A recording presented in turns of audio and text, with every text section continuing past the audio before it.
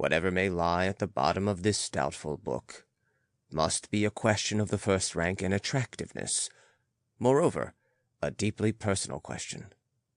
In proof thereof, observe the time in which it originated, in spite of which it originated, the exciting period of the Franco-German War of 1870 to 1871.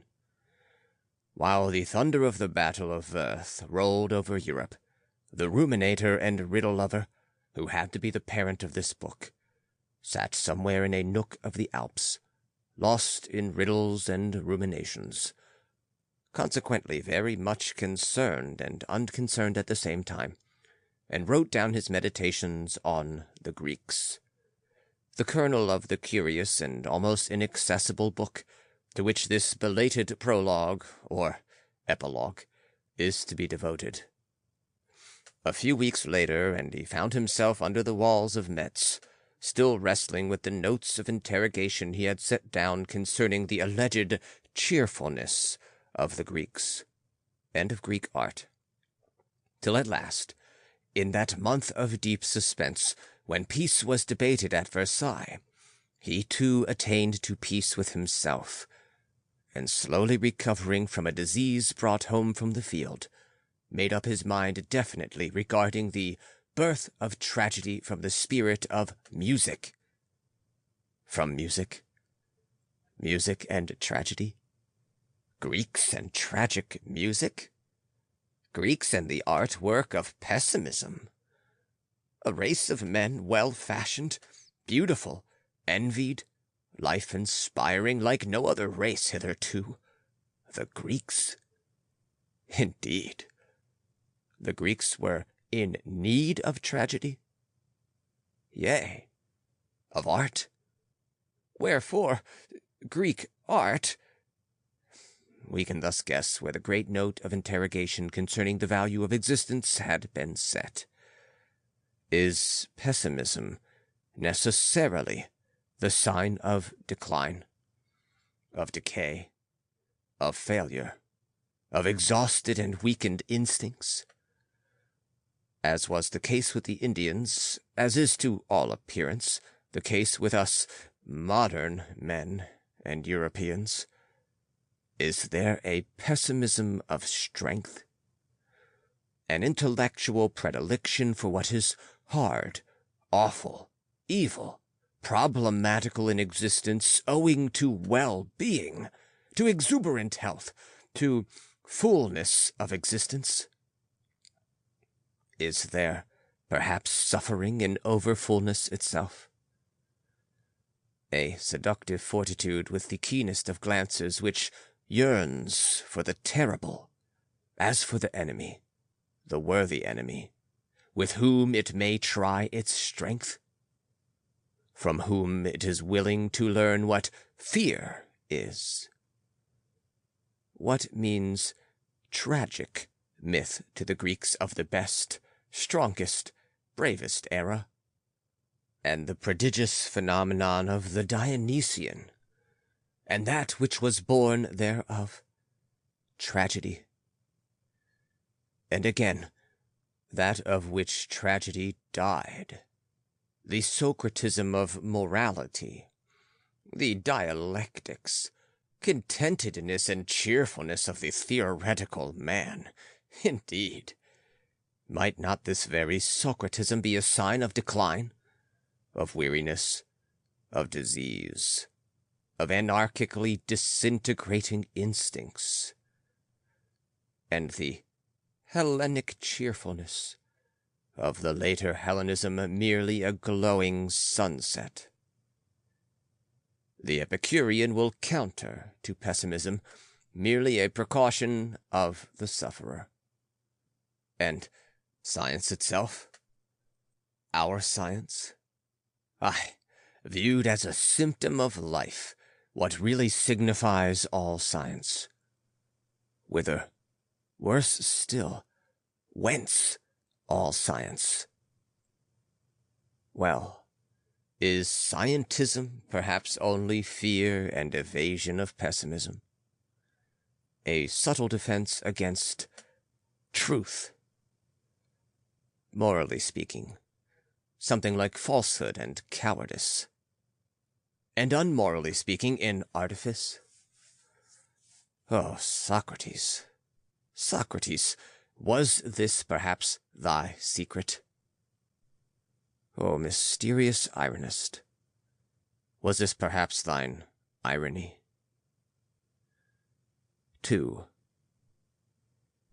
What I then laid hands on, something terrible and dangerous, a problem with horns, not necessarily a bull itself, but at all events a new problem. I should say today it was the problem of science itself. Science conceived for the first time as problematic, as questionable. But the book in which my youthful ardor and suspicion then discharged themselves, what an impossible book must needs grow out of a task so disagreeable to youth. Constructed of naught but precocious, unripened self-experiences, all of which lay close to the threshold of the communicable, based on the groundwork of art. For the problem of science cannot be discerned on the groundwork of science. A book perhaps for artists, with collateral, analytical, and retrospective aptitudes. That is, an exceptional kind of artists, for whom one must seek and does not even care to seek. Full of psychological innovations and artist secrets, with an artist's metaphysics in the background. A work of youth, full of youth's mettle and youth's melancholy. Independent, defiantly self-sufficient, even when it seems to bow to some authority and self-veneration. In short, a firstling work, even in every bad sense of the term. In spite of its senile problem, affected with every fault of youth, above all, with youth's prolixity and youth's storm and stress. On the other hand, in view of the success it had, especially with the great artist to whom it addressed itself, as it were in the dialogue, Richard Wagner, a demonstrated book. I mean a book at which at any rate sufficed, quote, for the best of its time, unquote. On this account, if for no other reason, it should be treated with some consideration and reserve. Yet I shall not altogether conceal how disagreeable it now appears to me, how, after 16 years, it stands a total stranger before me, before an eye which is more mature, and 100 times more fastidious, but which has by no means grown colder, nor lost any of its interest in that self-same task, essayed for the first time by this daring book. To view science through the optics of the artist, and art, moreover, through the optics of life. 3. I say again today, it is an impossible book to me. I call it badly written, heavy, painful, image-angling and image-entangling, maudlin, sugared at times, even to feminism, uneven in tempo, void of the will to logical cleanliness, very convinced, and therefore rising above the necessity of demonstration, distrustful even of the propriety of demonstration, as being a book for initiates, as music for those who are baptized with the name of music, who are united from the beginning of things by common ties of rare experiences in art, as a countersign for blood relations in artibus. A haughty and fantastic book, which from the very first withdraws even more from the profanum vulgus of the cultured than from the people, but which also, as its effect has shown and still shows, knows very well how to seek fellow enthusiasts and lure them to new byways and dancing grounds. Here, at any rate, thus much was acknowledged with curiosity as well as with aversion. A strange voice speaks. The disciple of a still unknown God, who for the time being had hidden himself under the hood of the scholar, under the German's gravity and disinclination for dialectics, even under the bad manners of the Wagnerian. Here was a spirit with strange and still nameless needs, a memory bristling with questions, experiences, and obscurities, beside which stood the name Dionysus, like one more note of interrogation. Here spoke, people said to themselves with misgivings, something like a mystic and almost monadic soul, which, undecided whether it should disclose or conceal itself, stammers with an effort and capriciously as in a strange tongue. It should have sung, this new soul, and not spoken. What a pity that I did not dare to say what I then had to say, as a poet. I could have done so, perhaps, or at least as a philologist, for even at the present day well-nigh everything in this domain remains to be discovered and disinterred by the philologist.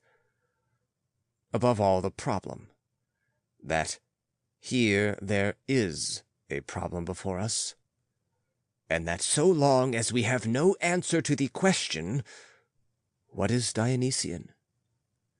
The Greeks are now, as ever, wholly unknown and inconceivable. 4. What is Dionysian? In this book may be found an answer. A knowing one speaks here, the votary and disciple of his god. Perhaps I should now speak more guardedly, and less eloquently of a psychological question so difficult as the origin of tragedy among the Greeks. A fundamental question is the relation of the Greek to pain, his degree of sensibility. Did this relation remain constant, or did it veer about? The question whether his ever-increasing longing for beauty, for festivals, gaieties, new cults, did really grow out of want, privation, melancholy, pain. For suppose even this to be true, and Pericles or Thucydides intimates as much in the great funeral speech. Whence then the opposite longing, which appeared first in the order of time, the longing for the ugly, the good, resolute desire of the old Helena for pessimism, for tragic myth, for the picture of all that is terrible, evil, enigmatical, destructive, fatal at the basis of existence. Whence, then, must tragedy have sprung? Perhaps from joy, from strength, from exuberant health, from over-fullness. And what then, physiologically speaking, is the meaning of that madness out of which comic as well as tragic art has grown, the Dionysian madness? What? Perhaps madness is not necessarily the symptom of degeneration, of decline, of belated culture? Perhaps there are, a question for alienists, neuroses of health, of folk youth and youthfulness? What does that synthesis of God and goat in the satyr point to? What self-experience, what stress, made the Greek think of the Dionysian reveler, and primitive man as a satyr. And as regards the origin of the tragic chorus, perhaps there were endemic ecstasies in the eras when the Greek body bloomed and the Greek soul brimmed over with life. Visions and hallucinations, which took hold of entire communities, entire cult assemblies.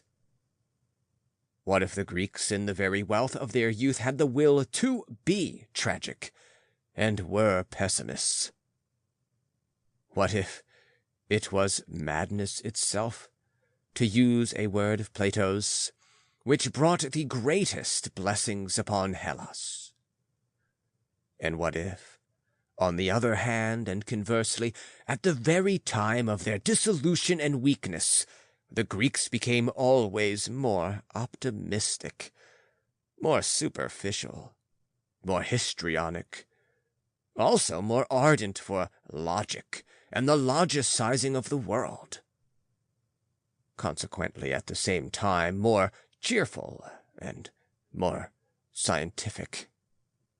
Aye, despite all modern ideas and prejudices of the democratic taste, may not the triumph of optimism, the common sense that has gained the upper hand, the practical and theoretical utilitarianism, like democracy itself, with which it is synchronous, be symptomatic of declining vigor, of approaching age, of physiological weariness, and not at all pessimism?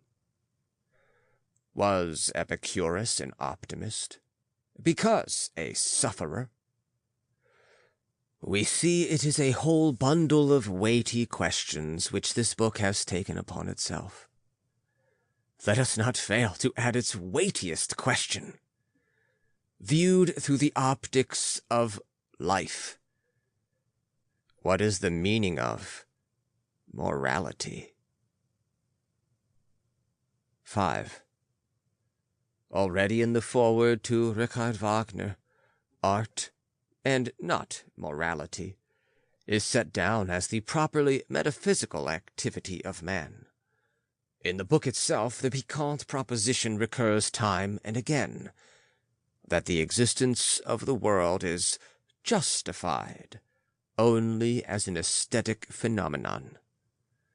Indeed, the entire book recognizes only an artist thought, an artist afterthought, behind all occurrences.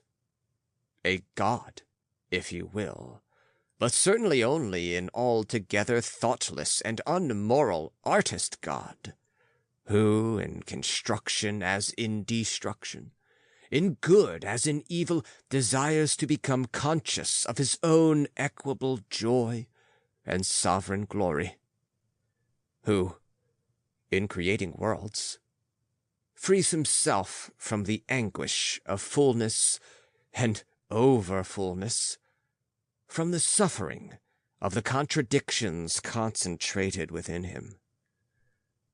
The world, that is, the redemption of God, attained at every moment, as the perpetually changing, perpetually new vision of the most suffering, most antithetical, most contradictory being, who contrives to redeem himself only in appearance. This entire artist metaphysics, call it arbitrary, idle, fantastic, if you will. The point is that it already betrays a spirit which is determined some day, at all hazards, to make a stand against the moral interpretation and significance of life. Here, perhaps for the first time, a pessimism, quote, beyond good and evil, unquote, announces itself. Here that, quote, perverseness of disposition, unquote, obtains expression and formulation. against which Schopenhauer never grew tired of hurling beforehand his angriest imprecations and thunderbolts. A philosophy which dares to derogatorily put, morality itself in the world of phenomena, and not only among phenomena in the sense of the idealistic terminus technicus, but among the illusions, as appearance, semblance, error, interpretation, accommodation, art. Perhaps the depth of this anti-moral tendency may be best estimated from the guarded and hostile silence with which Christianity is treated throughout this book. Christianity, as being the most extravagant burlesque of the moral theme to which mankind has hitherto been obliged to listen. In fact, to the purely aesthetic world interpretation and justification taught in this book, there is no greater antithesis than the Christian dogma, which is only and will be only moral, and which, with its absolute standards, for instance, its truthfulness of God, relegates, that is, disowns, convicts, condemns art, all art, to the realm of falsehood. Behind such a mode of thought and valuation, which, if at all genuine, must be hostile to art, I always experienced what was hostile to life, the wrathful, vindictive counter-will to life itself. For all life rests on appearance, art, illusion, optics, necessity of perspective and error. From the very first, Christianity was, essentially and thoroughly, the nausea and surfeit of life for life, which only disguised, concealed, and decked itself out under the belief in another or better life. The hatred of the world, the curse on the affectations, the fear of beauty and sensuality, another world, invented for the purpose of slandering this world the more, at bottom a longing for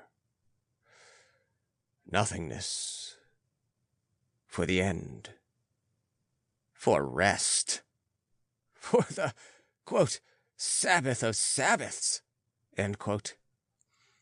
All this, as also the unconditional will of Christianity to recognize only moral values, has always appeared to me as the most dangerous and ominous of all possible forms of a will to perish.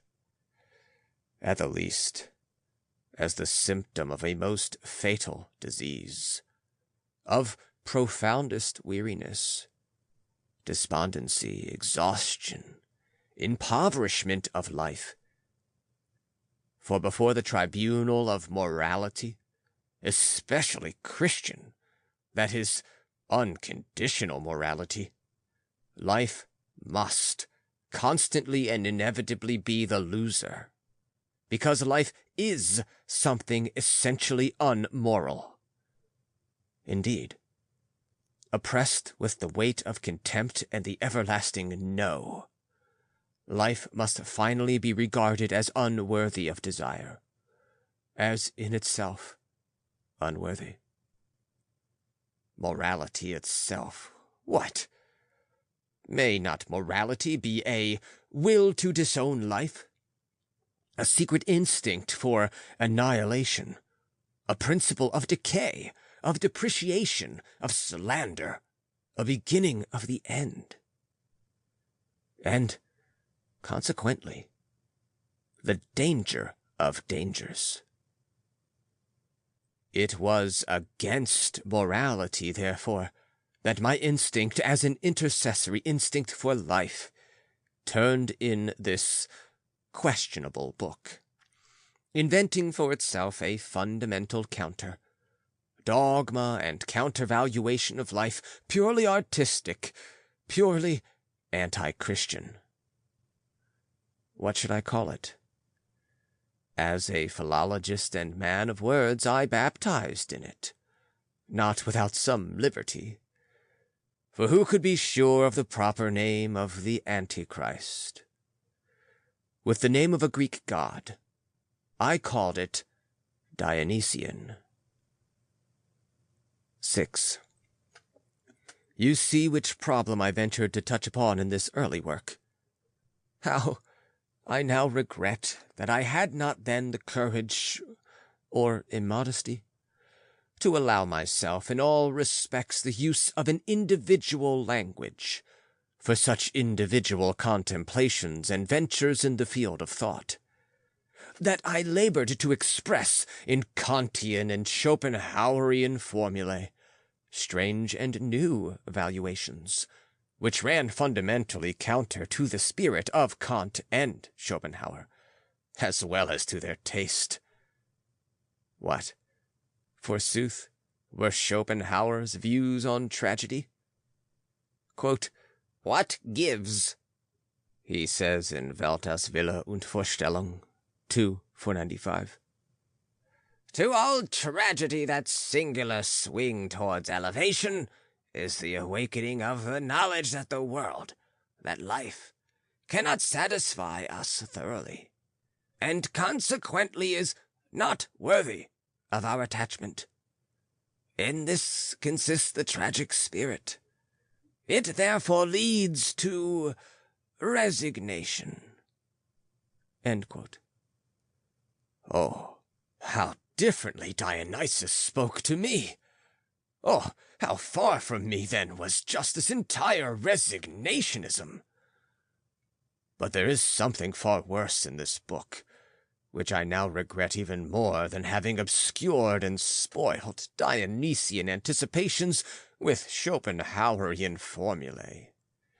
To wit, that in general I spoiled the grand Hellenic problem, as it had opened up before me by the admixture of the most modern things.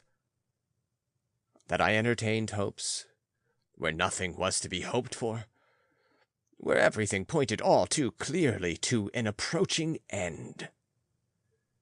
That, on the basis of our latter-day German music, I began to fable out the, quote, spirit of Teutonism, end quote, as if it were on the point of discovering and returning to itself.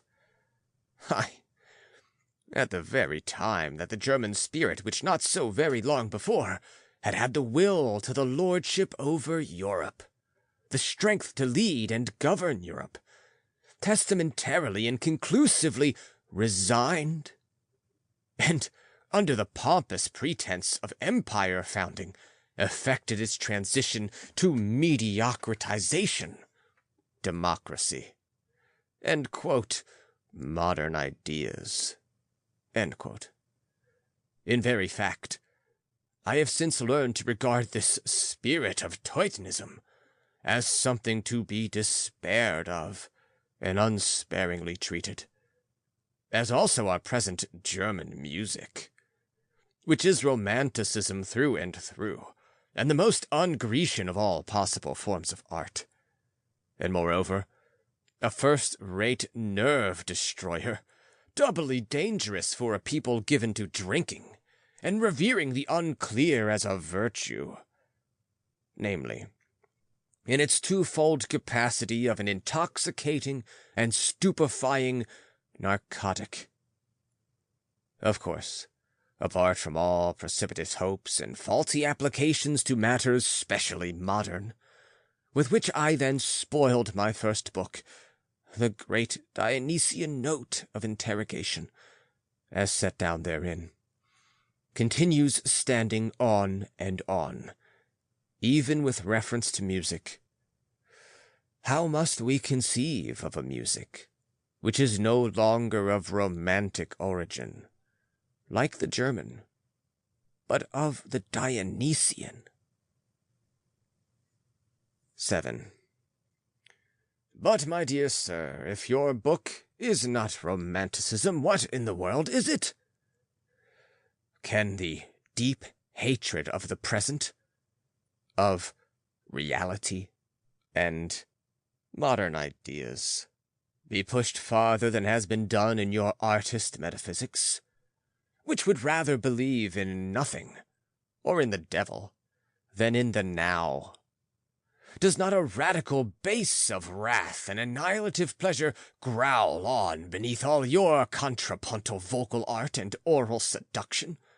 A mad determination to oppose all that now is. A will which is not so very far removed from practical nihilism, and which seems to say, quote, "Rather let nothing be true than that you should be in the right, and that your truth should prevail." End quote. Hear yourself, my dear sir pessimist and art deifier, with ever so unlocked ears, a single select passage of your own book, that not ineloquent dragon-slayer passage, which may sound insidiously rat-charming to young ears and hearts. What? Is not that the true blue romanticist confession of 1830 under the mask of the pessimism of 1850?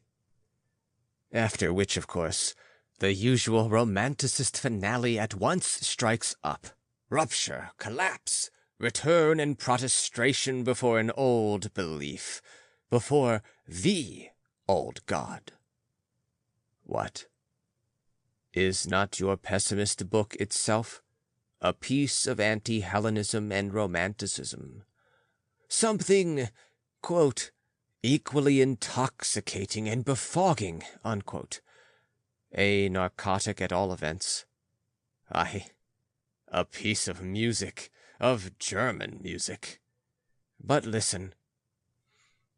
Let us imagine a rising generation with this undauntedness of vision, with this heroic impulse toward the prodigious. Let us imagine the bold step of these dragon-slayers, the proud daring with which they turn their backs on all the effeminate doctrines of optimism, in order to, quote, live resolutely, end quote, in the whole and in the fool.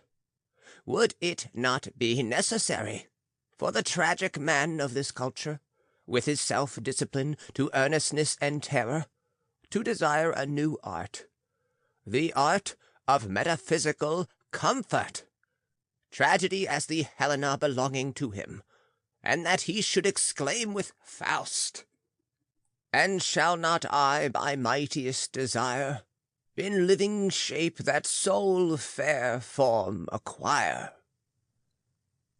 Would it not be necessary? No, thrice no, ye young romanticists, it would not be necessary. But it is very probable that things may end thus, that ye may end thus, namely, comforted, as it is written, in spite of all self-discipline to earnestness and terror. Metaphysically comforted, in short, as romanticists are wont to end, as Christians. No, ye should first of all learn the art of earthly comfort. Ye should learn to laugh, my young friends, if ye are at all determined to remain pessimists. If so, you will perhaps, as laughing ones, eventually send all metaphysical comfortism to the devil, and metaphysics first of all. Or, to say it in the language of that Dionysian ogre called Zarathustra, lift up your hearts, my brethren, high, higher, and do not forget your legs. Lift up also your legs, ye good dancers, and better still if ye stand also on your heads. This crown of the laughter, this rose-garland crown, I myself have put on this crown. I myself have consecrated my laughter. No one else have I found today strong enough for this. Zarathustra the dancer, Zarathustra the Light One, who beckoneth with his pinions, one ready for flight, beckoning unto all birds, ready and prepared, a blissfully light-spirited one. Zarathustra, the soothsayer, Zarathustra, the sooth-laugher, no impatient one, no absolute one, one who loveth leaps and side-leaps, I myself have put on this crown of the laughter. This rose-garland crown, to you, my brethren, do I cast this crown. Laughing have I consecrated. Ye higher men, learn, I pray you, to laugh. Thus spake Zarathustra. Chapter 73, verses 17, 18, and 20. Sils Maria, Oberingaden, August 1886. End of An Attempt at Self-Criticism.